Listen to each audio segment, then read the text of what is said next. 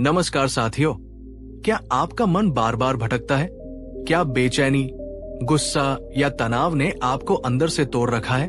तो आज का वीडियो सिर्फ आपके लिए है। गौतम बुद्ध की 3 अनमोल बातें जो आपके मन को वैसा शांति दे सकती है जैसा गंगा के किनारे बैठकर सूरज को देखना। वीडियो को पूरा देखिए और अगर मन को थोड़ा सा भी सुकून मिले तो एक लाइक जरूर दीजिए। पहली अनमोल बात, जो हुआ उसे स्वीकार करो। जो है उसे स्वीकार करो। जो बीत गया उसे जाने दो और जो आएगा उस पर विश्वास रखो।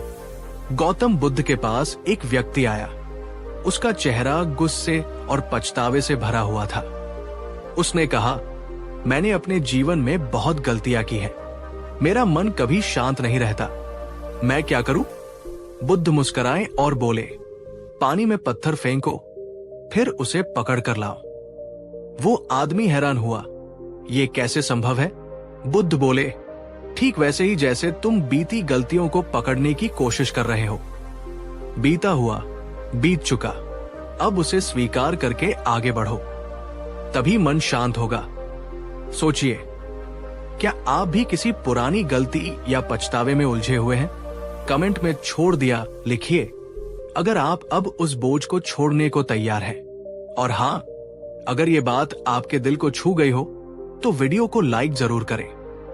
दूसरी अनमोल बात, मन जैसा सोचता है वैसा ही बनता है। गौतम बुद्ध ने हमेशा इस बात पर जोर दिया, मन ही सब कुछ है।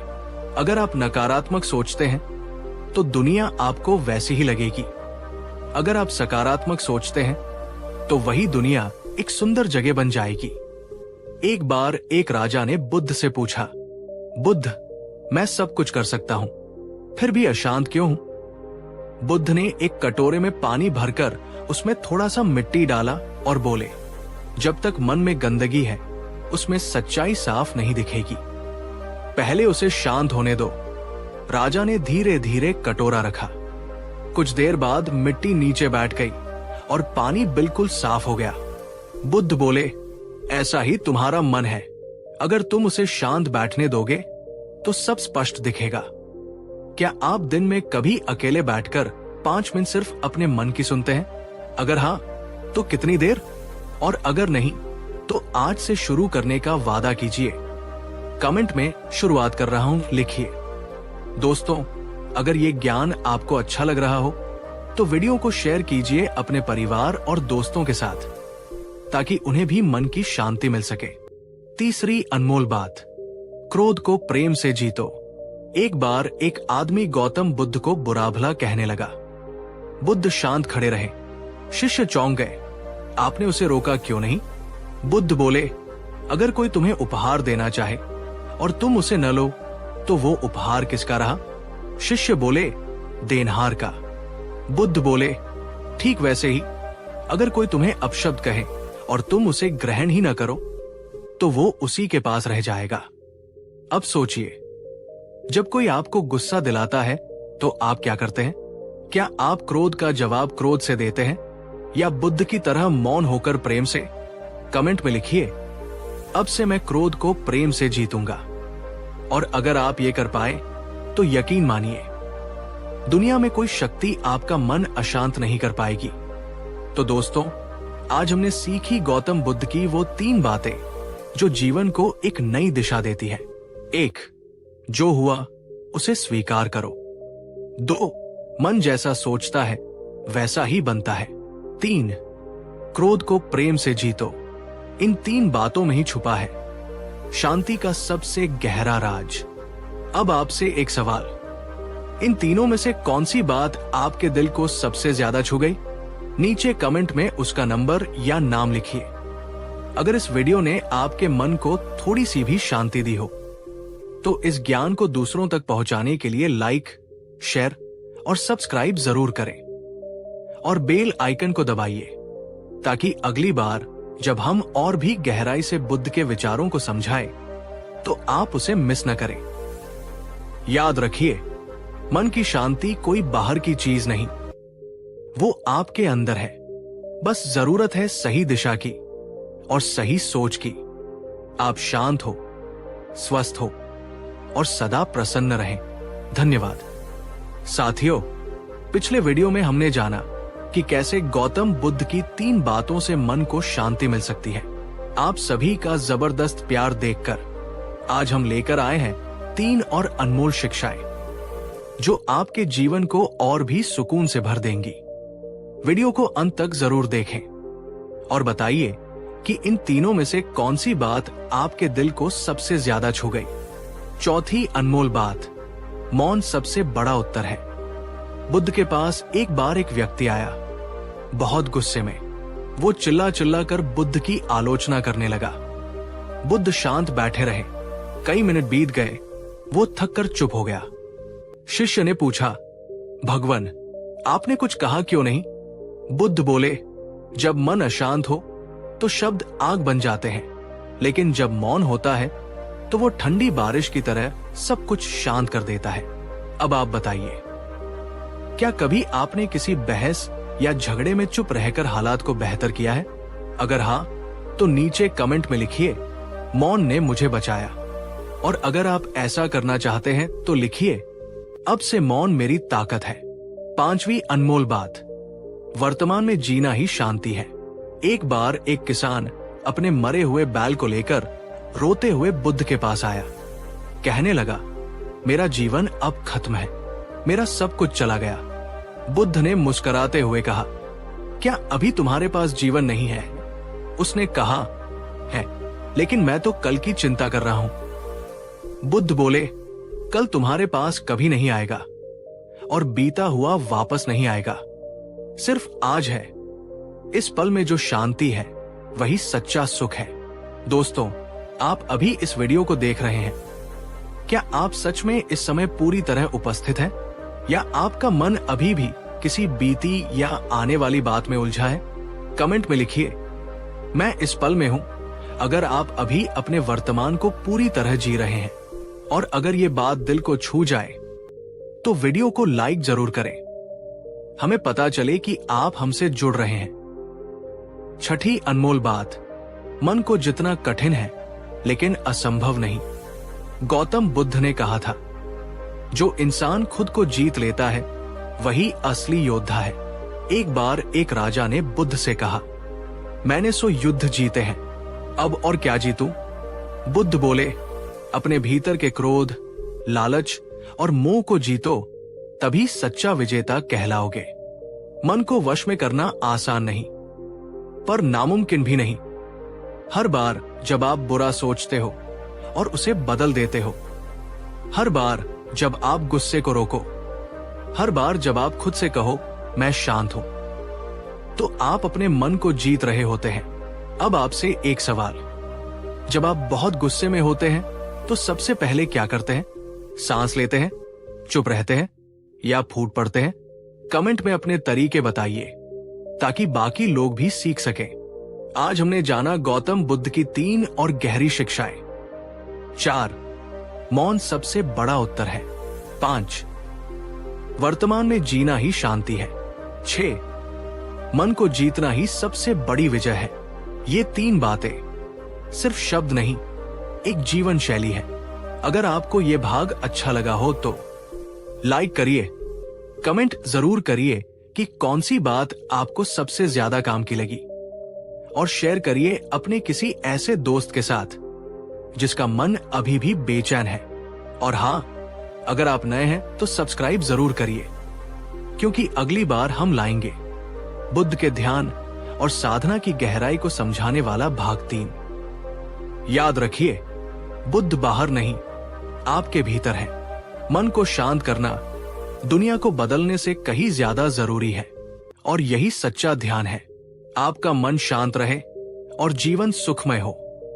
धन्यवाद। प्यारे साथियों, आपने पिछले 2 भागों में बुद्ध की 6 अमूल्य शिक्षाओं को सुना और सराहा।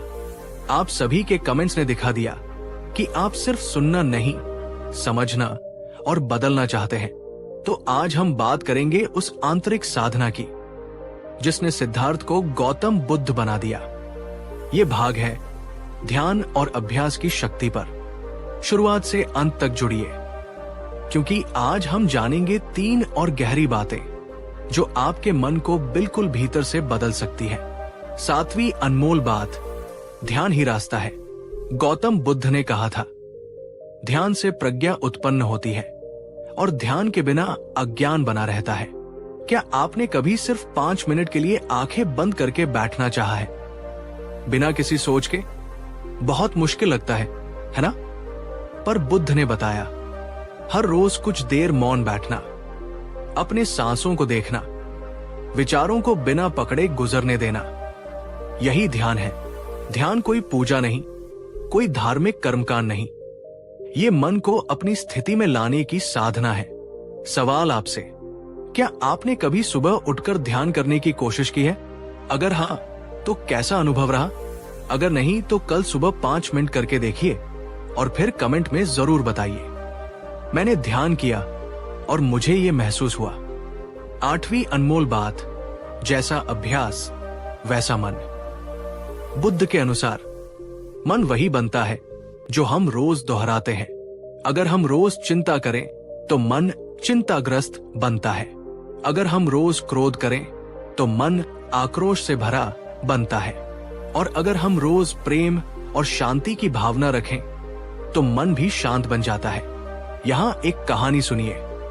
एक शिष्य ने बुद्ध से पूछा, मैं बहुत जल्दी गुस्सा करता हूं, क्या करूं? बुद्ध बोले, हर दिन एक पेड़ को पानी देने से वो बढ़ता है। इसी तरह तुम हर दिन गुस्से को सोचकर उसी को पानी दे रहे हो। अब बस प्रेम और मौन को पानी देना शुरू करो और देखो क्या होता है। सवाल, आप अपने मन को हर दिन किस विचार से पानी दे रहे हैं? कमेंट में जरूर लिखिए। भरोसा, प्यार, गुस्सा, लालच, जो भी हो, ईमानदारी से। 9वीं अनमोल बात, हर दिन एक नई शुरुआत है। गौतम बुद्ध ने बार बार ये बात कही। आज सबसे महत्वपूर्ण दिन है। हमें से कई लोग सुबह उठते ही पुराने गम, पिछली गलतियों और भविष्य की चिंता को लेकर दिन शुरू करते हैं, जबकि सुबह का समय सबसे पवित्र, सबसे निर्मल होता है। बुद्ध ने सिखाया, हर सुबह उठो ऐसे जैसे तुमने एक नया जन्म लिया हो। कल क्या हुआ वो बीत गया, आज क्या कर सकते हो वही तुम्हारी शक्ति है। किसी स्माइली, क्या आप कल की गलती को छोड़कर आज कुछ नया करने को तैयार हैं? अगर हाँ, तो कमेंट में लिखिए, मैं आज से नया जीवन शुरू करता हूं। और इस वीडियो को उन लोगों के साथ शेयर कीजिए जो अतीत में फंसे हुए हैं और जो अपनी सुबह को बदलना चाहते हैं। आज हमने सीखा गौतम बुद्ध की ये 3 और गहरी बातें। 7, ध्यान ही रास्ता है। 8, जैसा अभ्यास वैसा मन। 9, हर दिन एक नई शुरुआत है। अगर आपने इन बातों को सिर्फ सुना नहीं, महसूस किया हो, तो अब अगली बार जब आप आंखें बंद करेंगे, आपका मन थोड़ा ज्यादा शांत होगा।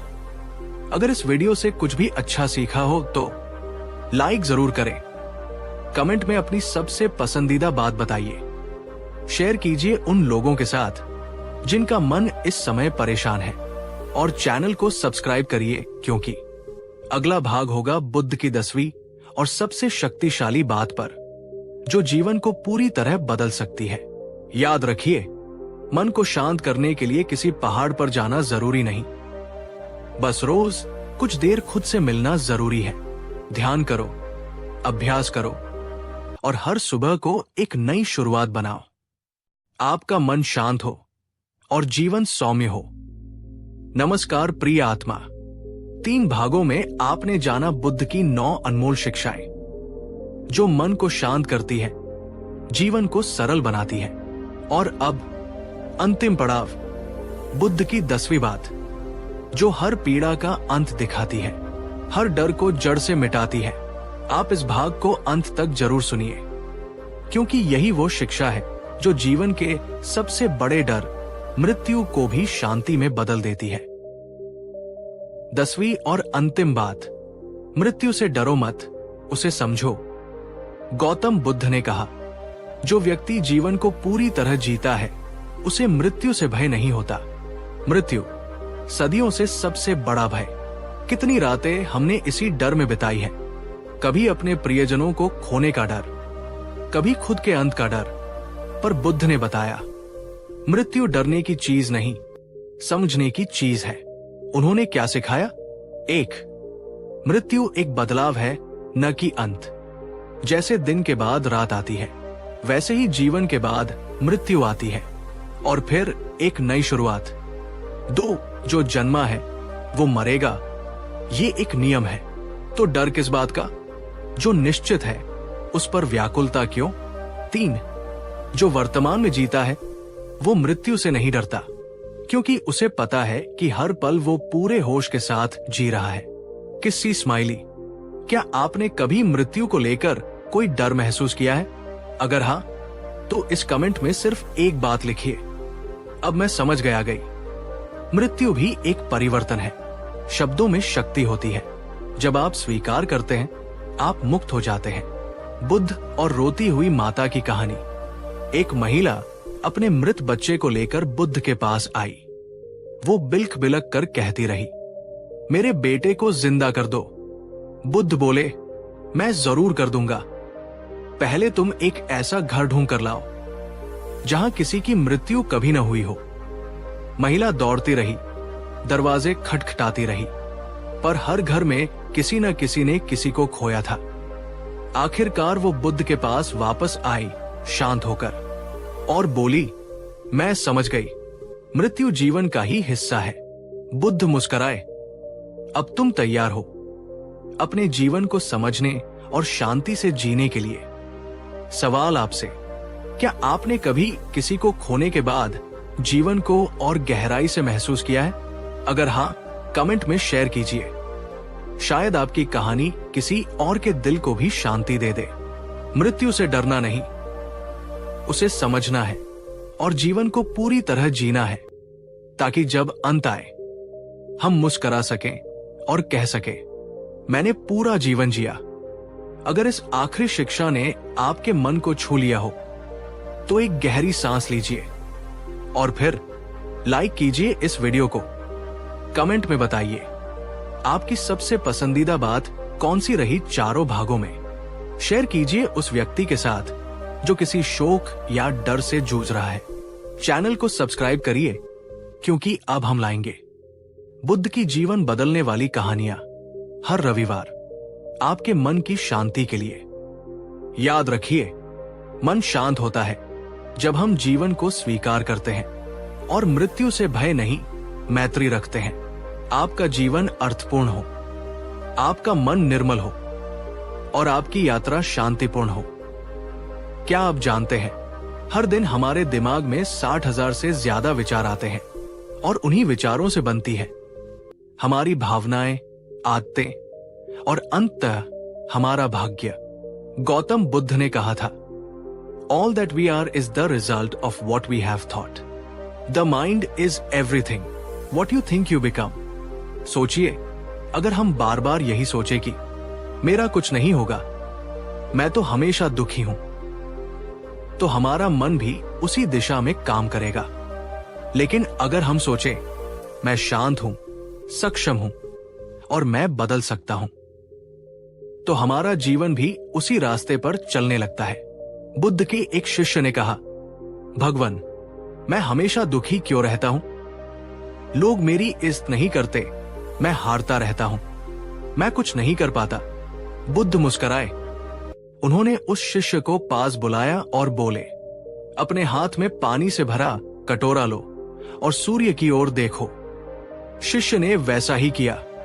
बुद्ध बोले, अब इस कटोरे में सूरज को देखो। शिष्य ने देखा, पानी में धूप की चमक दिखाई दे रही थी। बुद्ध बोले, अब हाथ हिलाओ। पानी कांपने लगा और सूरज की छवि बिखर गई। बुद्ध ने कहा, तुम्हारे मन का जल भी ऐसा ही है। जब तुम नकारात्मक विचारों से उसे हिलाते हो तो सत्य दिखाई नहीं देता, लेकिन जब मन स्थिर होता है तो उसमें शक्ति, उजाला और दिशा तीनों दिखते हैं। किसी स्माइली, क्या आप भी कभी अपने विचारों की वजह से परेशान हुए हैं? कमेंट में लिखिए, अब से मैं अपने विचारों को दिशा दूंगा, डर नहीं बनने दूंगा। एक, हर सुबह उठते ही 5 मिनट के लिए ये दोहराए, मैं शांत हूं, मैं सक्षम हूं, मेरा मन मेरा सेवक है, मालिक नहीं। 2, दिन में जब भी नकारात्मक विचार आए, उन्हें पकड़िए और पूछिए, क्या ये विचार मेरे लिए मददगार है? अगर नहीं, उसे जाने दीजिए। अगर आपको ये कहानी प्रेरणादायक लगी, लाइक करें, कमेंट करें आपकी सबसे गहरी सोच जो आपको अब बदलनी है। शेयर करें उस दोस्त को जो बार बार खुद को कम समझता है, और सब्सक्राइब करें, क्योंकि अगली कहानी है क्रोध को प्रेम से जीतिए। एक ऐसी घटना जो युद्ध को प्रेम में बदल देती है। बुद्ध ने कहा था, मन ही मुख्य है, मन ही आधार है, मन से ही सब कुछ होता है। तो अगली बार जब आप खुद को कमजोर महसूस करें, बस खुद से कहिए, जैसा मैं सोचूंगा वैसा ही मैं बनूंगा। धन्यवाद। आपका जीवन शांत और विचारपूर्ण हो। क्रोध एक ऐसी आग है जो दूसरों को जलाने से पहले खुद को राख कर देती है। गौतम बुद्ध ने एक बार कहा था, क्रोध को क्रोध से नहीं बल्कि प्रेम से जीता जा सकता है। यही शाश्वत सत्य है। अब सोचिए, अगर कोई आपको गाली दे, अपमान करे, तो आपका पहला जवाब क्या होगा? गुस्सा, बदला, चुप रहना या प्रेम? आज की कहानी इसी पर आधारित है। एक दिन एक अहंकारी ब्राह्मण गौतम बुद्ध के पास आया। वो चिल्लाया, गालियां दी, बोले, तुम ढोंगी हो, मूर्खों को बहकाते हो, तुम्हारी शिक्षाएं बेकार है। बुद्ध शांत रहे। वे एकदम स्थिर थे, जैसे कोई गहरी झील। ब्राह्मण ने कई मिनट तक गालियां दी, लेकिन बुद्ध ने एक शब्द नहीं कहा। थककर ब्राह्मण बोला, तुम कुछ बोलते क्यों नहीं? डरते हो मुझसे?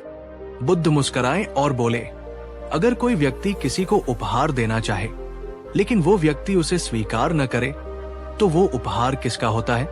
ब्राह्मण हैरान हो गया। बुद्ध ने आगे कहा, मैंने तुम्हारी गालियां स्वीकार नहीं की, इसलिए वे तुम्हारे पास ही रह गई। ये सुनकर ब्राह्मण का क्रोध गायब हो गया। उसने बुद्ध के चरणों में सिर झुका दिया। अगर कोई आपको अपमान करे, आप क्या करेंगे? चुप रहेंगे या पलटकर जवाब देंगे? कमेंट करके जरूर बताइए। मैं अब क्रोध को प्रेम से जीतने की कोशिश करूंगा। बुद्ध ने कहा, क्रोध करना जलते हुए कोयले को किसी और पर फेंकने की कोशिश करना है, लेकिन सबसे पहले जलता है आपका हाथ। 1, रुको, प्रतिक्रिया मत दो। जब क्रोध आए तो तुरंत कोई जवाब न दे, बस एक गहरी सांस ले और 10 तक गिने। 2, सोचो इसका कारण क्या है। अक्सर क्रोध किसी आंतरिक पीड़ा का संकेत होता है। पहचानिए कि आप सच में दुखी क्यों हैं। 3, बोलो, प्रेम से जवाब दो। अगली बार कोई आपको गुस्सा दिलाए तो जवाब में कहिए, आप ठीक कह रहे होंगे, लेकिन मैं इस पर शांति से सोचूंगा। अगर इस कहानी ने आपके मन को शांति दी हो, लाइक करें, कमेंट करें। आपने आखिरी बार कब गुस्से पर काबू पाया? शेयर करें उस दोस्त को जो जल्दी गुस्सा हो जाता है, और सब्सक्राइब करें, क्योंकि अगली कहानी है। अपने मन पर नियंत्रण रखो, नहीं तो मन तुम्हारा जीवन बिगाड़ देगा। समापन। गौतम बुद्ध ने सिखाया, क्रोध पर प्रेम, झूठ पर सत्य, बुराई पर अच्छाई से जीत मिलती है। तो अगली बार जब कोई आपको ताना मारे या गुस्सा दिलाए, याद रखिए, जिसने खुद पर जीत पाली वही सच्चा विजेता है। अगर आप चाहे तो मैं तीसरा एपिसोड, मन पर नियंत्रण ही असली जीत है, अभी लिख कर दे सकता हूं। क्या अगला भाग तैयार करूं? बिल्कुल। अब हम बुद्ध की तीसरी अनमोल बात पर आधारित तीसरा एपिसोड शुरू करते हैं। मन को वश में रखो, नहीं तो वही तुम्हारा शत्रु बन जाएगा। क्या आपने कभी सोचा है कि कभी कभी हम दुखी होते हैं बिना किसी कारण के, खुद से ही लड़ते रहते हैं? उसका कारण सिर्फ एक है, मन। बुद्ध ने कहा था, मन अनुशासित न हो तो सबसे बड़ा शत्रु बन जाता है, लेकिन अगर उसे साध लिया जाए तो वही सबसे बड़ा मित्र बन जाता है। तो आज की कहानी है एक ऐसे योद्धा की जिसने दुनिया को नहीं, पहले अपने मन को जीता। बहुत समय पहले एक योद्धा जो कई युद्ध जीत चुका था, एक साधु के पास गया। उसने कहा, मैंने दुनिया के सबसे कठिन दुर्ग जीते हैं, सबसे भयानक युद्ध लड़े हैं, लेकिन मेरा मन कभी शांत नहीं रहता। बताओ, मैं अपने मन को कैसे जीतूं? साधु ने मुस्कुराते हुए कहा, तुम्हारे मन की तलवार बहुत तेज है, पर उसे तुमने कभी म्यान में नहीं रखा। लड़ते रहे बाहर, लेकिन भीतर हारते रहे। वो योद्धा सोच में पड़ गया। साधु बोले, हर दिन 1 घंटा खुद से बैठो। कोई युद्ध नहीं, कोई हथियार नहीं, सिर्फ सांसों पर ध्यान। योद्धा ने वैसा ही किया। कुछ ही महीनों में उसका चेहरा बदल गया। आंखों में चमक थी, चाल में शांति। अब वो सिर्फ दुश्मनों का नहीं, अपने ही मन के विकारों का भी विजेता था। क्या आप कभी खुद से हारते हैं? मतलब आपके ही डर, चिंता या आदतें आपको रोकती हैं? कमेंट करके बताइए। अब से मैं अपने मन का मालिक बनूंगा, गुलाम नहीं। मन की जैसी आदतें बनाओगे, वैसा ही जीवन पाओगे। मन बुरा नहीं होता, बस अनुशासन चाहता है। 1. सांस पर ध्यान 5 मिनट। रोज सुबह आंखें बंद करके सिर्फ अपनी सांसों को महसूस करें। मन भागेगा, उसे धीरे धीरे वापस लाएं। 2. विचारों की डायरी। दिन में 3 बार सोचिए, मैं अभी क्या सोच रहा हूं, उसे नोट करें। इससे आपको अपने ही मन का नक्शा मिलेगा। 3. ना कहना सीखें। जब मन कुछ ऐसा चाहता है जो नुकसानदेह हो, जैसे गुस्सा, लालच या आलस, तो शांति से कहिए, ना, मैं अब अपने मन का आदेश मानने वाला नहीं। अगर इस एपिसोड ने आपके भीतर की हलचल को शांति दी है, लाइक करें, कमेंट करें। अब मैं अपने मन को साधूंगा। शेयर करें उस इंसान के साथ जो आजकल खुद से जूझ रहा है, और सब्सक्राइब करें, क्योंकि अगला एपिसोड है छोटे छोटे लालच कैसे बनते हैं दुख की जड़। गौतम बुद्ध ने कहा था, जिसने खुद को जीत लिया वो किसी भी युद्ध से बड़ा योद्धा है।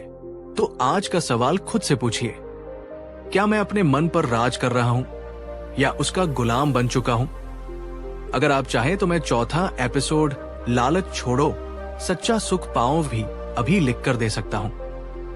क्या अगला भाग लिखूं? बिल्कुल। अब हम बुद्ध की चौथी अनमोल बात पर आधारित चौथा एपिसोड शुरू करते हैं। छोटे छोटे लालच कैसे बनते हैं दुख की जड़। हम सब के अंदर एक छोटा सा लालच होता है जो कभी खत्म नहीं होता, चाहे वो अधिक धन की चाह हो, प्रसिद्धि की लालसा या फिर किसी और चीज का। बुद्ध ने कहा था, जो व्यक्ति अपने भीतर के लालच को नहीं समझता वो कभी सच्चे सुख को नहीं पा सकता। तो आज हम एक ऐसी कहानी सुनेंगे जो आपको लालच के बारे में सोचने पर मजबूर कर देगी। बहुत समय पहले की बात है। एक व्यापारी जो अपनी मेहनत से समृद्ध था, एक दिन गौतम बुद्ध से मिलने पहुंचा। व्यापारी ने कहा, मैंने सब कुछ पाया है, लेकिन फिर भी संतुष्ट नहीं हूं। मुझे और अधिक चाहिए, मुझे और धन चाहिए और अधिक सफलता चाहिए। बुद्ध ने शांत भाव से उसे एक साधारण सा सवाल पूछा, क्या तुम्हारे पास जो कुछ भी है उससे तुम संतुष्ट हो?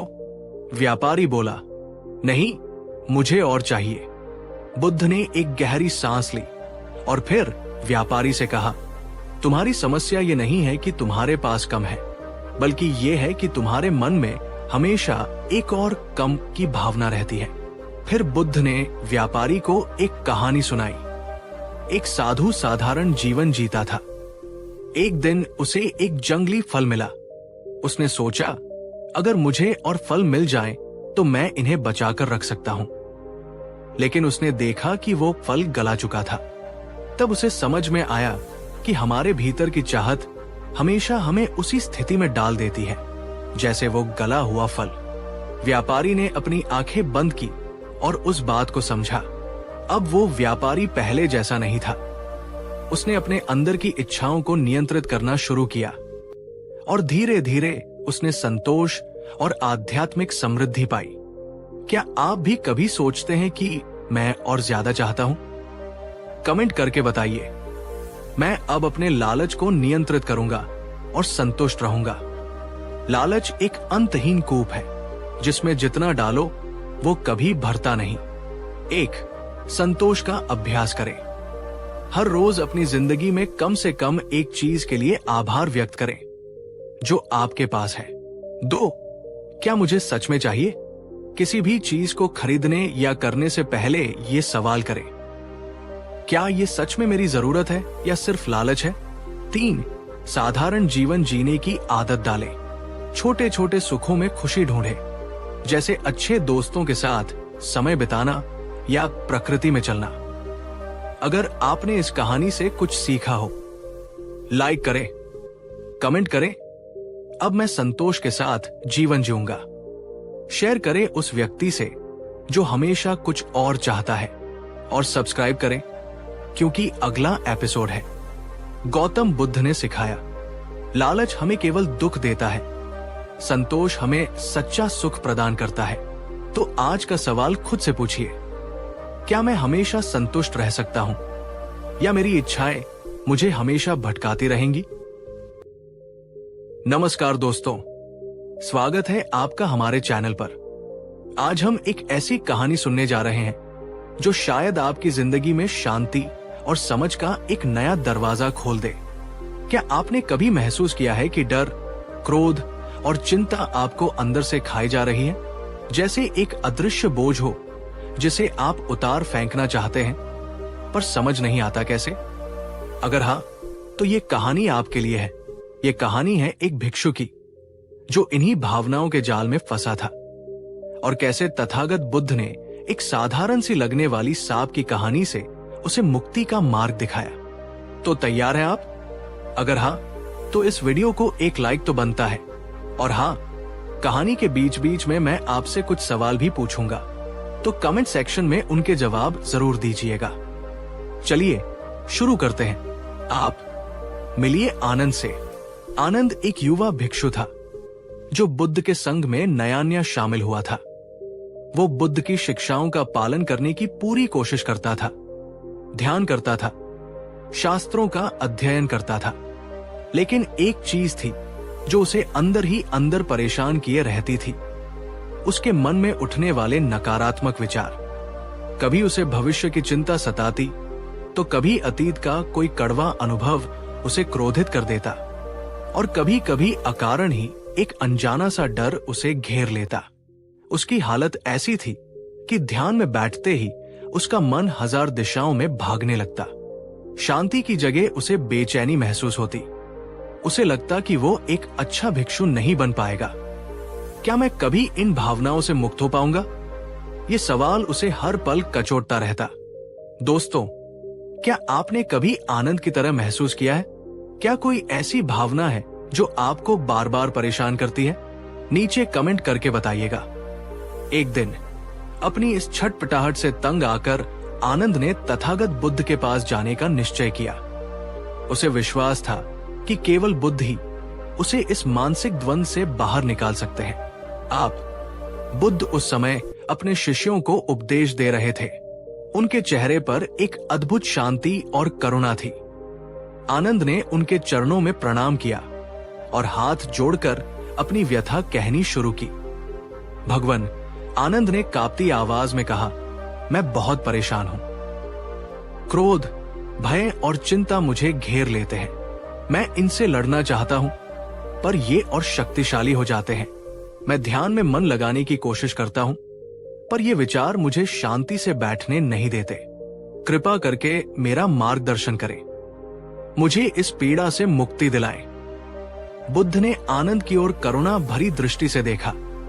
उनके चेहरे पर एक हल्की सी मुस्कान थी, जैसे वे आनंद की परेशानी को भली भांति समझते हों। कुछ देर मौन रहने के बाद बुद्ध बोले, आनंद, तुम्हारी परेशानी स्वाभाविक है। मन की ये प्रवृत्तियां अनादिकाल से हमारे साथ है। इनसे भागने या लड़ने की बजाय इन्हें समझने की आवश्यकता है। मैं तुम्हें एक कहानी सुनाता हूं, शायद इससे तुम्हें अपने प्रश्नों का उत्तर मिल जाए। अब यहाँ कहानी में एक दिलचस्प मोड़ आने वाला है दोस्तों। बुद्ध कौन सी कहानी सुनाने वाले हैं और उस कहानी का आनंद की समस्या से क्या लेना देना होगा, जानने के लिए बने रहिए हमारे साथ। और अगर आपने अब तक हमारे चैनल को सब्सक्राइब नहीं किया है तो जल्दी से कर लीजिए और बेल आइकन दबाना मत भूलना, ताकि आप ऐसी और ज्ञानवर्धक कहानियां मिस न करें।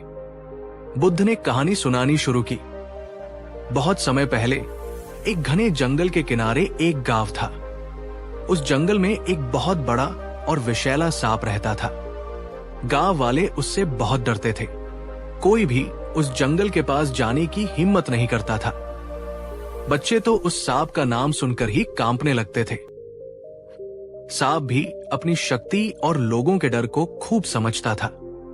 उसे इस बात का घमंड भी था कि सब उससे डरते हैं।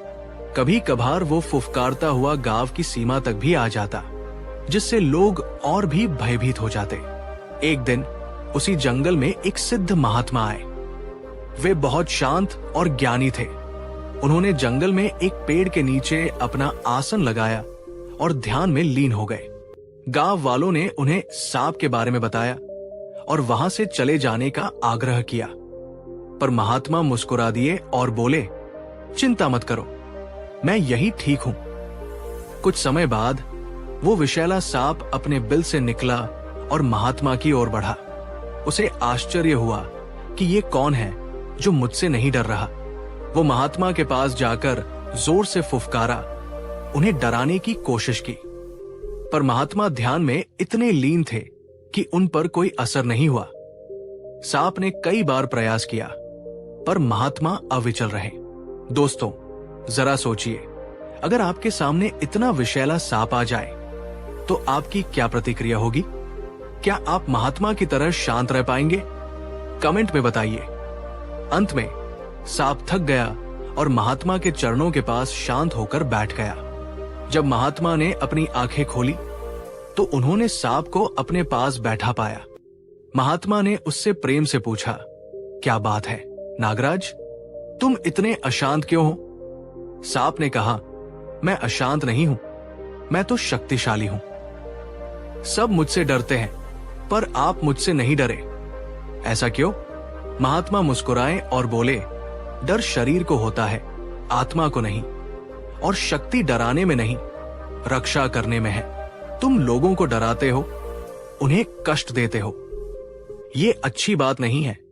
तुम्हें अहिंसा का पालन करना चाहिए। किसी को काटना नहीं, किसी को नुकसान नहीं पहुंचाना। सांप महात्मा की बातों से बहुत प्रभावित हुआ। उसने महात्मा को वचन दिया कि वो आज के बाद किसी को नहीं काटेगा, किसी को नुकसान नहीं पहुंचाएगा। आप यहां तक कहानी सुनकर कैसा लग रहा है दोस्तों? क्या लगता है सांप अपने वचन का पालन कर पाएगा? और क्या इससे उसकी जिंदगी बेहतर होगी या और मुश्किल? आपके विचार हमारे लिए बहुत महत्वपूर्ण हैं, तो कमेंट करते रहिए। और हाँ, इस कहानी को अपने दोस्तों और परिवार वालों के साथ शेयर जरूर करना। शायद उन्हें भी इससे कुछ सीखने को मिले। बुद्ध ने कहानी जारी रखी। सांप ने महात्मा की बात मान ली। उसने लोगों को डराना, फुफकारना और काटना बंद कर दिया। वो शांति से अपने बिल में रहने लगा। शुरू शुरू में तो गांव वालों को यकीन नहीं हुआ। वे अब भी उससे डरते थे, पर जब कुछ दिनों तक सांप ने कोई उपद्रव नहीं किया तो लोगों का डर कम होने लगा। लेकिन फिर कुछ शरारती बच्चों ने यह देखा कि सांप अब कुछ नहीं कहता, न फुफकारता है, न काटता है। वे उसे छेड़ने लगे। वे उस पर पत्थर फेंकते, डंडों से मारते। सांप चुपचाप सब सहता रहा, क्योंकि उसने महात्मा को वचन दिया था। वो दर्द से कराहता, पर किसी को काटता नहीं। धीरे धीरे सांप की हालत बहुत खराब हो गई। वो कमजोर हो गया, उसके शरीर पर घाव हो गए। एक दिन वो किसी तरह घिसटता हुआ महात्मा के पास पहुंचा। उसकी आंखों में आंसू थे। महात्मा ने उसे इस हालत में देखा तो बहुत दुखी हुए। उन्होंने पूछा, नागराज, तुम्हारी ये हालत कैसे हुई? सांप ने रोते हुए कहा, गुरुदेव, मैंने आपके कहे अनुसार अहिंसा का पालन किया। मैंने किसी को नहीं काटा, किसी को नहीं डराया, पर गांव के बच्चे मुझे मारते हैं, पत्थर फेंकते हैं। मैं क्या करूं? अगर मैं उन्हें काटता हूं तो मेरा वचन टूटता है, और नहीं काटता तो मेरी जान चली जाएगी। आप दोस्तों, ये कहानी का एक बहुत ही महत्वपूर्ण मोड़ है। सांप ने तो भलाई का रास्ता चुना, पर नतीजा बुरा निकला। क्या आपके साथ भी कभी ऐसा हुआ है कि आपने अच्छा किया हो और बदले में आपको तकलीफ मिली हो? अब ध्यान से सुनिए, महात्मा ने सांप को क्या जवाब दिया। यही जवाब आनंद की समस्या का और शायद हमारी भी कई समस्याओं का समाधान है। बुद्ध ने आनंद की ओर देखते हुए कहा। महात्मा ने सांप की बात सुनकर गहरी सांस ली और फिर मुस्कुराते हुए कहा, नागराज, मैंने तुमसे कहा था कि किसी को काटना मत। मैंने ये तो नहीं कहा था कि फुफकारना भी बंद कर दो।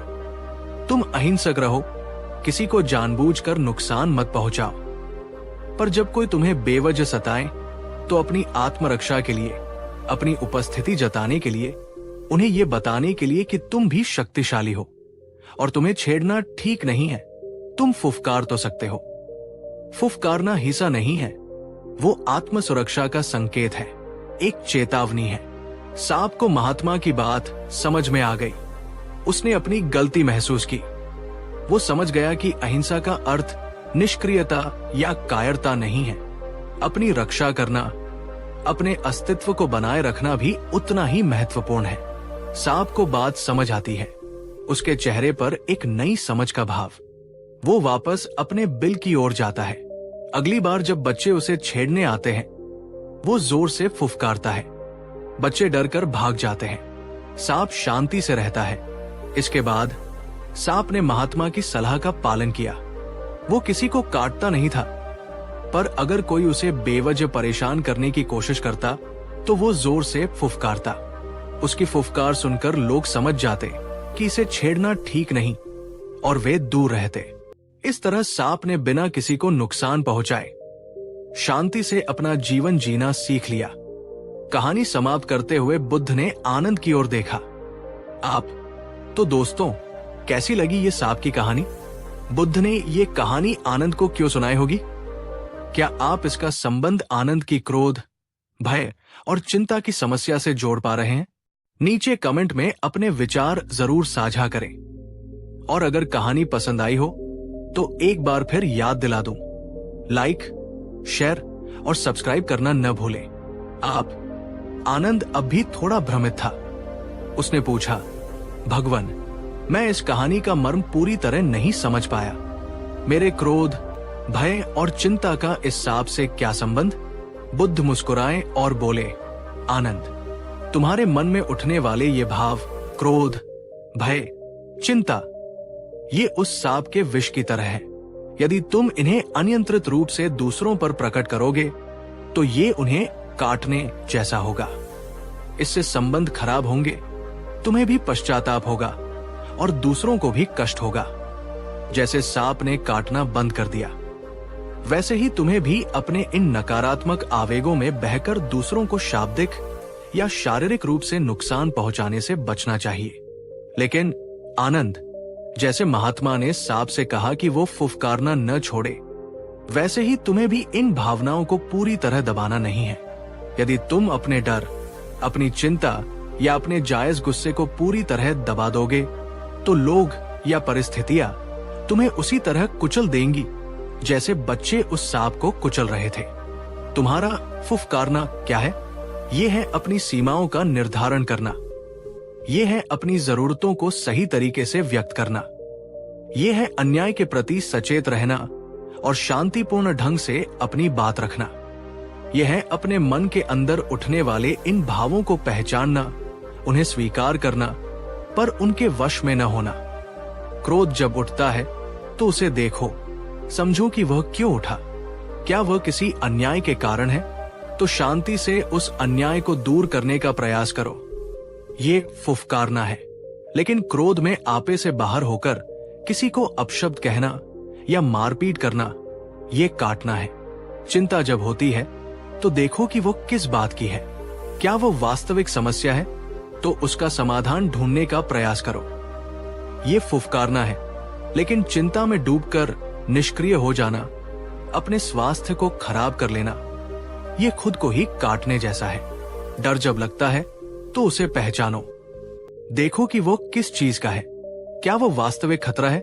तो सावधानी बरतो, सुरक्षा के उपाय करो। ये फुफकारना है, लेकिन डर के मारे अपने कर्तव्यों से भाग जाना, जीवन जीना छोड़ देना, ये भी स्वयं को ही नुकसान पहुंचाना है। बुद्ध की ये बात कितनी गहरी है दोस्तों, क्या आप सहमत हैं? कई बार हम या तो अपने इमोशंस को इतना दबा देते हैं कि अंदर ही अंदर घुटते रहते हैं, या फिर इतना ज्यादा रिएक्ट कर देते हैं कि सब कुछ बिगाड़ बैठते हैं। संतुलन ही कुंजी है। बुद्ध ने आगे कहा, आनंद, इन भावनाओं से भागो मत, नहीं इन्हें शत्रु समझो।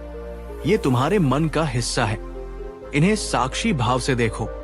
जैसे तुम आकाश में बादलों को आते जाते देखते हो, वैसे ही अपने मन में इन विचारों और भावनाओं को देखो। ये आएंगी और चली जाएंगी। तुम वो नहीं हो, तुम दृष्टा हो। जब तुम इन्हें बिना किसी प्रतिक्रिया के देखना सीख जाओगे तो तुम पाओगे कि इनका जोर कम हो गया है। तुम समझ पाओगे कि कब फुफकारना है और कब शांत रहना है। तुम अपनी ऊर्जा को विनाशकारी कार्यों में लगाने के बजाय रचनात्मक दिशा में लगा पाओगे। ये अभ्यास धीरे धीरे होगा। आनंद, धैर्य रखो। हर दिन थोड़ा समय अपने मन को देखने का अभ्यास करो। विपश्यना करो। श्वास पर ध्यान केंद्रित करो। जब विचार आए तो उन्हें देखो और जाने दो। आप बुद्ध के इन वचनों को सुनकर आनंद की आंखों में एक नई चमक आ गई। उसे अपनी समस्या का समाधान मिल गया था। उसने तथागत को धन्यवाद दिया और उस दिन से उसने अपने मन के भावों को समझने और उन्हें सही दिशा देने का अभ्यास शुरू कर दिया। धीरे धीरे उसने अपने क्रोध, भय और चिंता पर विजय प्राप्त नहीं की, बल्कि उनके साथ जीना सीख लिया। उन्हें अपना मित्र बना लिया जो उसे सचेत करते थे, और उसने उन्हें सही तरीके से व्यक्त करना सीख लिया, काट कर नहीं, फुफकार कर। तो दोस्तों, ये थी भिक्षु और सांप की कहानी।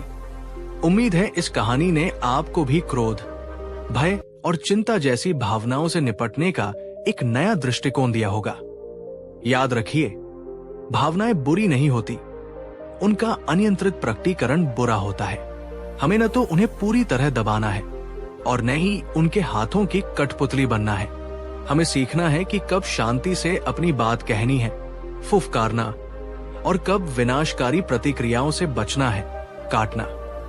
आपके लिए आज का सवाल, इस कहानी से आपने सबसे महत्वपूर्ण बात क्या सीखी, और आप अपनी जिंदगी में फुफकारने और काटने के बीच संतुलन कैसे बनाएंगे? अपने जवाब नीचे कमेंट सेक्शन में हमारे साथ जरूर साझा करें। हमें आपके विचारों का इंतजार रहेगा। अगर आपको ये वीडियो पसंद आया और आप ऐसी और प्रेरणादायक कहानियां सुनना चाहते हैं तो कृपया इस वीडियो को लाइक करें, अपने दोस्तों और परिवार के साथ शेयर करें, और हमारे चैनल को सब्सक्राइब करना बिल्कुल न भूलें। और हाँ, घंटी वाला आइकन भी दबा दें ताकि आपको हमारे नए वीडियो की सूचना तुरंत मिल जाए। नमस्कार दोस्तों, स्वागत है आपका हमारे चैनल पर। आज की कहानी थोड़ी अलग है, थोड़ी गहरी है। कल्पना कीजिए, आप जीवन की कठिनाइयों से जूझ रहे हैं। एक एक करके 83 दुख आपकी झोली में आ गिरे हैं। आप उम्मीद की आखिरी किरण लेकर पहुंचते हैं शांति और ज्ञान के सागर भगवान बुद्ध के पास। आप अपनी सारी व्यथा उनके सामने रखते हैं और वो शांत स्वर में कहते हैं, एक दुख और जोड़ लो। चौंक गए ना? मुझे भी पहली बार सुनकर ऐसा ही लगा था। आखिर कोई इतने दुखों से घिरे इंसान को एक और दुख जोड़ने की सलाह क्यों देगा? क्या बुद्ध कठोर थे या इसके पीछे कोई गहरा रहस्य छिपा था? दोस्तों, अगर आप भी इस सवाल का जवाब जानना चाहते हैं तो इस वीडियो को अंत तक जरूर देखिएगा। और हाँ, अगर आपको हमारी कोशिश पसंद आ रही है तो इस वीडियो को लाइक करना मत भूलिएगा। आपके एक लाइक से हमारा हौसला बढ़ता है। कहानी शुरू होती है। बहुत समय पहले की बात है। भारत की पावन भूमि पर, जहां गंगा की धारा बहती थी और आम के बागों में कोयल कूकती थी, एक गांव में रहता था एक किसान। नाम था उसका मानिक। मानिक मेहनती था, ईमानदार था। पर किस्मत शायद उससे रूठी हुई थी। उस साल मानिक पर मुसीबतों का पहाड़ टूट पड़ा था। पहले तो अकाल ने उसकी सारी फसल चौपट कर दी। जो थोड़ी बहुत बची थी उसे जंगली जानवर रौंद गए। उसकी पत्नी गंभीर रूप से बीमार पड़ गई। बच्चों के तन पर कपड़े पुराने हो चले थे और पेट भरने के लाले पड़ गए थे।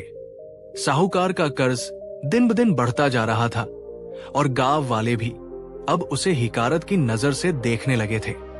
एक दुख, दो दुख, तीन दुख, गिनते गिनते मानिक ने अपनी उंगलियों पर 83 दुख गिन लिए थे।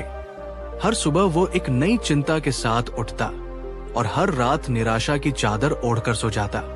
उसका मन इतना बोझिल हो गया था कि उसे लगता था जैसे उसका सीना फट जाएगा। उसने कई पंडितों, ज्योतिषियों और तांत्रिकों के चक्कर लगाए, पर कहीं कोई समाधान नहीं मिला। दुख कम होने के बजाय बढ़ते ही जा रहे थे। मेजबान दोस्तों, क्या आपने कभी अपने जीवन में ऐसा महसूस किया है जब लगता है कि परेशानियां खत्म होने का नाम ही नहीं ले रही? एक के बाद एक चुनौती सामने खड़ी हो जाती है। अगर हाँ, तो नीचे कमेंट करके अपने अनुभव हमारे साथ साझा करें। हमें ये जानने में दिलचस्पी है कि आप ऐसी परिस्थितियों का सामना कैसे करते हैं। एक दिन मानिक ने सुना कि पास के एक उपवन में स्वयं भगवान बुद्ध पधारे हुए हैं। बुद्ध की करुणा और ज्ञान की गाथाएं दूर दूर तक प्रसिद्ध थी। मानिक के मन में एक क्षीण सी आशा की किरण जागी। शायद वही मेरे दुखों का अंत कर सके, उसने सोचा। थके हारे, निराश मन से, पर एक अनजानी उम्मीद लिए मानिक बुद्ध के उपवन की ओर चल पड़ा। रास्ता लंबा और कठिन था। उसके पैरों में छाले पड़ गए थे, पर बुद्ध से मिलने की लगन उसे आगे बढ़ा रही थी। जब वो उपवन पहुंचा तो उसने देखा कि बुद्ध एक विशाल वृक्ष के नीचे शांत भाव से बैठे थे। उनके चेहरे पर अद्भुत तेज था और उनके आसपास एक दिव्य शांति का आवरण था। सैकड़ों लोग उनके उपदेश सुनने के लिए एकत्रित थे। मानिक भीड़ को चीरता हुआ किसी तरह बुद्ध के समीप पहुंचा और उनके चरणों में गिर पड़ा। उसकी आंखों से आंसू बह रहे थे, गला रुंधा हुआ था। उसने लड़खड़ाती आवाज में कहना शुरू किया, भगवान, मैं दुनिया का सबसे दुखी इंसान हूं। मुझ पर कृपा करें, मेरा उद्धार करें। बुद्ध ने अपनी करुणामयी दृष्टि मानिक पर डाली और शांत स्वर में पूछा, वत्स, तुम्हें क्या कष्ट है? मानिक ने अपनी व्यथा सुनानी शुरू की। एक एक करके उसने अपने 83 दुखों का पिटारा बुद्ध के सामने खोल दिया। वो घंटों तक बोलता रहा। सूखे खेत, बीमार पत्नी, भूखे बच्चे, बढ़ता कर्ज, समाज का तिरस्कार, अपनी बेबसी, अपनी लाचारी। उसकी आवाज में इतनी पीड़ा थी कि सुनने वालों की आंखें भी नम हो गई। जब मानिक अपनी सारी व्यथा कह चुका तो वो बुद्ध के उत्तर की प्रतीक्षा करने लगा। उसे उम्मीद थी कि बुद्ध कोई चमत्कार करेंगे, कोई ऐसा उपाय बताएंगे जिससे उसके सारे दुख पल भर में दूर हो जाएंगे। सारा वातावरण शांत था। पक्षियों की चहचहाट भी थम सी गई थी। सबकी निगाहें बुद्ध पर टिकी थी। बुद्ध कुछ क्षण मौन रहे। उनकी आंखों में असीम करुणा थी, पर उनके होठों पर एक हल्की सी रहस्यमयी मुस्कान भी थी। फिर उन्होंने अत्यंत शांत और कोमल स्वर में कहा, जो मानिक के कानों में वज्रपात की तरह लगा, वत्स, तुम्हारे जीवन में 83 दुख है। तुम एक काम करो, इसमें एक दुख और जोड़ लो। क्या? एक दुख और जोड़ लो? ये सुनकर मानिक के साथ साथ वहां उपस्थित सभी लोग सन्न रह गए। ये कैसा समाधान था? एक व्यक्ति जो पहले से ही दुखों के बोझ तले दबा जा रहा है, उसे एक और दुख जोड़ने की सलाह। मानिक को लगा जैसे किसी ने उसके जख्मों पर नमक छिड़क दिया हो। उसका दिल टूट गया। उसे क्रोध भी आया। क्या बुद्ध मेरा मजाक उड़ा रहे हैं? क्या उन्हें मेरी पीड़ा दिखाई नहीं देती? उसने सोचा। वो लगभग उठकर वहां से जाने ही वाला था। मेजबान दोस्तों, एक पल के लिए सोचिए, अगर आप मानिक की जगह होते तो आपकी क्या प्रतिक्रिया होती? क्या आप भी क्रोधित या निराश होते, या आप बुद्ध के शब्दों में कोई गहरा अर्थ खोजने की कोशिश करते? कमेंट बॉक्स में हमें जरूर बताइएगा। और हाँ, अगर कहानी आपको बांधे हुए है तो इसे अपने दोस्तों और परिवार के साथ शेयर करना न भूलें। शायद ये कहानी किसी और के जीवन में भी सकारात्मक बदलाव ला सके। मानिक की आंखों में निराशा और प्रश्नवाचक चिन्ह देखकर बुद्ध मंद मंद मुस्कुराए। उन्होंने अपने हाथ के इशारे से मानिक को शांत रहने और बैठने का संकेत दिया। फिर बुद्ध ने समझाना शुरू किया, वत्स मानिक, मैं तुम्हारी पीड़ा को समझता हूं। तुम्हारे 83 दुख वास्तविक हैं और वे तुम्हें कष्ट दे रहे हैं, इसमें कोई संदेह नहीं। लेकिन क्या तुमने कभी सोचा है कि इन 83 दुखों के अलावा एक और दुख है जो तुम अनजाने में ढो रहे हो? मानिक अवाक होकर बुद्ध को देखता रहा। बुद्ध ने आगे कहा, तुम्हारा ये जो 84वां दुख है जिसे मैं जोड़ने के लिए कह रहा हूं, वो है मेरे जीवन में 83 दुख है। ये विचार, ये रटन, ये चिंतन। बुद्ध ने विस्तार से समझाया, देखो मानिक, जीवन में सुख दुख आते जाते रहते हैं। ये परिवर्तन प्रकृति का नियम है।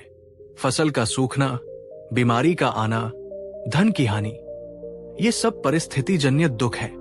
ये बाहरी घटनाएं हैं, लेकिन इन घटनाओं से उत्पन्न पीड़ा को तुम अपने मन में बार बार दोहराकर, उनके बारे में लगातार सोचकर, उन्हें अपनी पहचान बनाकर और गहरा कर लेते हो। तुम्हारा असली दुख ये नहीं है कि तुम्हारी फसल सूख गई, बल्कि ये है कि तुम हर क्षण मेरी फसल सूख गई, अब मेरा क्या होगा, इस विचार से चिपके हुए हो। तुम्हारा दुख ये नहीं है कि तुम्हारी पत्नी बीमार है, बल्कि ये है कि तुम लगातार मेरी पत्नी बीमार है, वो ठीक होगी या नहीं, इस चिंता में डूबे रहते हो। ये जो तुम्हारे 83 दुख है, ये पत्थर की तरह है, लेकिन इन पत्थरों को तुमने अपने मन की रस्सी से बांधकर एक भारी बोझ बना लिया है, और इस बोझ को तुम हर पल अपने साथ ढो रहे हो।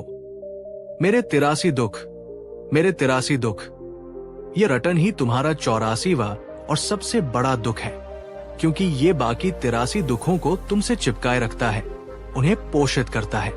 मानिक स्तब्ध होकर बुद्ध की बातें सुन रहा था।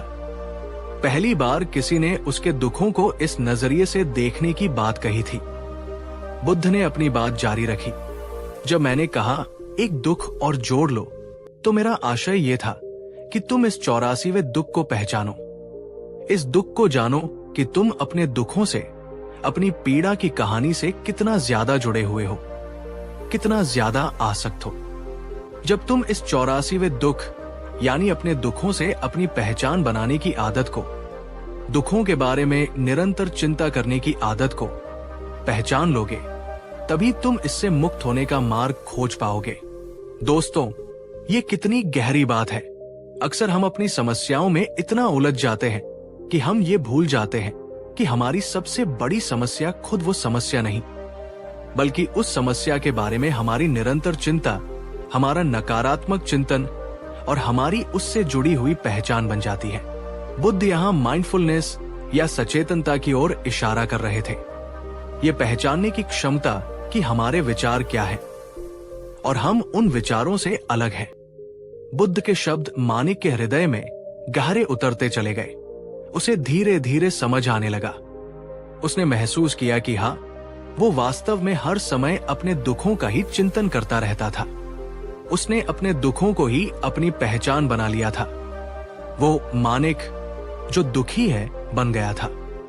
बुद्ध ने आगे कहा, वत्स, बाहरी परिस्थितियां हमेशा हमारे नियंत्रण में नहीं होती।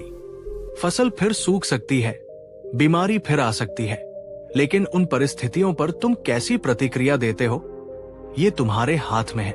अपने मन को इन दुखों की रटन से मुक्त करो। वर्तमान क्षण में जीना सीखो।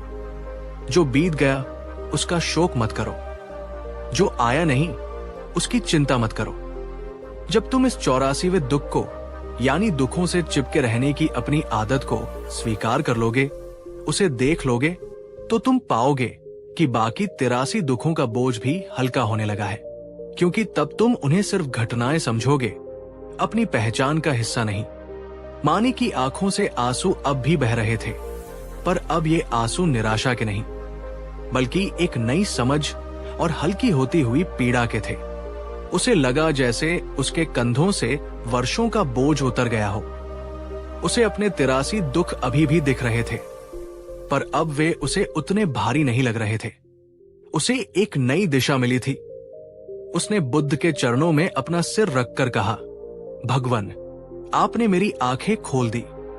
मैं आज तक अपने दुखों को गिनता रहा, उन्हें अपने से चिपकाए रखा। आज मैं समझा कि मेरा सबसे बड़ा दुख तो मेरा यही चिंतन था। मैं इस 84वें दुख को स्वीकार करता हूं और इससे मुक्त होने का प्रयास करूंगा। बुद्ध मुस्कुराए। उनकी मुस्कान में आशीर्वाद था। मानिक जब उपवन से वापस अपने गांव की ओर चला तो उसका मन शांत था। परिस्थितियां वैसी ही थी। खेत सूखे थे, पत्नी बीमार थी, कर्ज सिर पर था। लेकिन अब मानिक का उन परिस्थितियों को देखने का नजरिया बदल चुका था। उसने अपने मन को दुखों के रटन से आजाद करने का संकल्प लिया। उसने तय किया कि वो समस्याओं का सामना करेगा, समाधान खोजने का प्रयास करेगा, लेकिन उनके बोझ तले खुद को दबने नहीं देगा। तो दोस्तों, ये थी कहानी मानिक की और बुद्ध के उस मौन उत्तर की, जिसमें छिपा था जीवन का एक गहरा सत्य। बुद्ध ने मानिक को कोई जादुई छड़ी नहीं दी जिससे उसके दुख गायब हो जाएं, बल्कि उन्होंने उसे अपने मन को समझने और उसे नियंत्रित करने की कुंजी दी। हमारे जीवन में भी अनगिनत चुनौतियां और दुख आते हैं। हम उन्हें गिनते रहते हैं, उनके बारे में सोचते रहते हैं और अनजाने में अपने लिए एक 84वां, 85वां या शायद 100वां दुख भी बना लेते हैं, जो है उन दुखों से हमारी आसक्ति, हमारा निरंतर नकारात्मक चिंतन। आपके जीवन का वो 84वां दुख क्या है दोस्तों? क्या कोई ऐसी चिंता, कोई ऐसा विचार है जिसे आप लगातार अपने मन में दोहराते रहते हैं, जो आपकी खुशियों को छीन रहा है? नीचे कमेंट्स में लिखकर हमें जरूर बताइए। शायद उसे पहचानने और स्वीकार करने से ही मुक्ति का पहला कदम शुरू हो। ये कहानी हमें सिखाती है कि हम बाहरी परिस्थितियों को हमेशा नहीं बदल सकते, लेकिन हम अपने आंतरिक जगत को, अपने विचारों और अपनी प्रतिक्रियाओं को जरूर बदल सकते हैं। और यही बदलाव हमें असली शांति और संतोष की ओर ले जा सकता है। उम्मीद है आपको ये कहानी पसंद आई होगी और इससे कुछ सीखने को मिला होगा। अगर हाँ, तो कृपया इस वीडियो को लाइक करें, अपने प्रियजनों के साथ शेयर करें, ताकि ये संदेश ज्यादा से ज्यादा लोगों तक पहुंच सके। और अगर आपने अभी तक हमारे चैनल को सब्सक्राइब नहीं किया है, तो जल्दी से कर लीजिए और बेल आइकन भी दबा दीजिए, ताकि आप हमारी कोई भी ज्ञानवर्धक कहानी मिस न करें। हम जल्द ही मिलेंगे एक और प्रेरणादायक कहानी के साथ। तब तक अपने मन का ध्यान रखिए, खुश रहिए और अपने 84वें दुख